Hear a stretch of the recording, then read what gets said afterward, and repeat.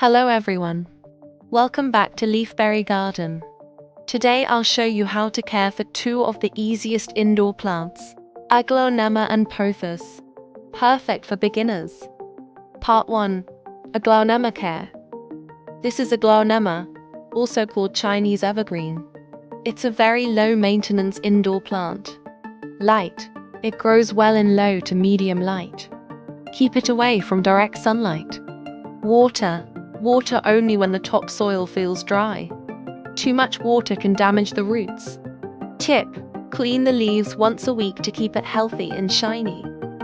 Part 2. Pothos care. This is pothos, also known as money plant. It's one of the easiest plants for any home. Light. Pothos grows well in low to bright indirect light. Water. Water once a week or when soil feels dry. Tip: you can grow new plants easily from cuttings. These two plants are perfect if you're just starting your plant journey. If you enjoyed this video, please like, subscribe, and grow with Leafberry Garden. See you in the next video. Happy gardening!